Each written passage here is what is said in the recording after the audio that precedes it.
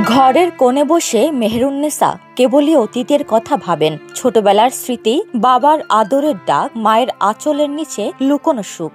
এখন সবকিছুই যেন ধূসর। জন্ম থেকেই শারীরিক প্রতিবন্ধী তিনি। বয়সের ভারে নুয়ে পড়েছে শরীর। চলেন হামাগুড়ি দিয়ে, চোখেও নেই আলো। বিবাহ বন্ধনে আবদ্ধ হননি, ফলে স্বামী সন্তানের ভালোবাসা, যত্ন কিংবা আশ্রয় কিছুই জোটেনি তার ভাগ্যে। তাই তো আজ বৃদ্ধ বয়সে পিতার রেখে যাওয়া ভাঙা মাটির ঘরেই একাকী দিন কাটছে তার। প্রতিবেশীদের দয়া জোটে সামান্য কিছু খাবার, তবে বেশিরভাগ সময় থাকেন না খেয়ে। এভাবেই খেয়ে না খেয়ে দুর্বিষহ দিন কাটছে ৭৫ বছর বয়সী অসহায় মেহেরুন্নেসার।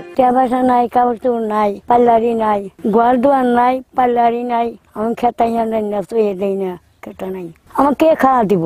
আমার বেটা বেটি আছে, ওই বাংলা রাজা বাড়ি বাড়ি যা আসছি আমার নাটা না, ওই বুনিটা আর ওই নানা, ওটা আমার নানাই বুড়া মানুষ। আমার এই ছোট বুন্ডু, এই যেটা ছোট বুন্ডুর দুটো বাংলা, আপনি করে সাথে যা কোলাই তাই দেন, আমার কেমন নাই খেয়ে বাপের কাম করবেন। মেহেরুন্নেসার জীবনের গল্পটা যেন প্রকৃতির নির্মম এক পরিহাস। প্রতিবন্ধী ভাতা পেলেও তার চাহিদার তুলনায় খুবই কম। বাবা মা রেখে যাওয়া ঝুপড়ি ঘরটি তার একমাত্র সম্বল। মাটির পুরনো ঘরটির দেয়ালও ধসে পড়েছে, চালা টিনও ভেঙে গেছে। একটু বৃষ্টি হলেই চুইয়ে পড়ে পানি, শীতে জীর্ণ দেয়াল ভেদ করে ঢোকে কনকনে বাতাস।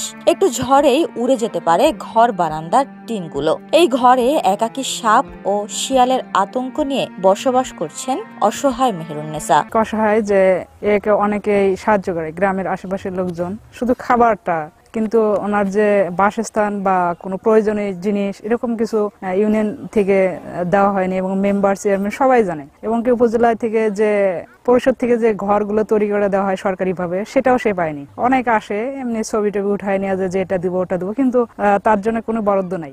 দিনের বেশিরভাগ সময় কাটে তার নিঃশব্দে। দুবেলা দুমুঠো জুটলে সেদিনটা ভালো, আর না জুটলে শুধু জল খেয়েই থাকতে হয়। বাইরের পৃথিবী যখন উৎসব আনন্দে মেতে ওঠে, মেহেরুন তখন ভাঙা ঘরের সাথে মেঝেতে শুয়ে শুধুই দীর্ঘশ্বাস ফেলেন। বাবা মা মারা যাওয়ার পর থেকেই দুর্বিষহ জীবন শুরু হয় মেহেরুন্নেসার। একটা স্থানের দরকার, বিদ্যুতের দরকার, কিছু খাওয়ানোর দরকার।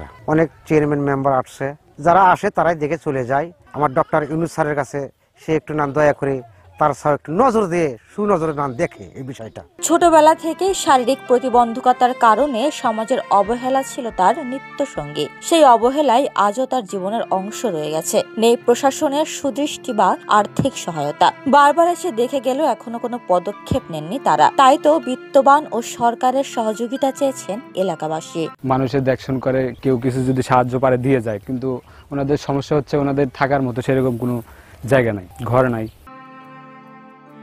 উপমা রায়, সোনালী নিউজ।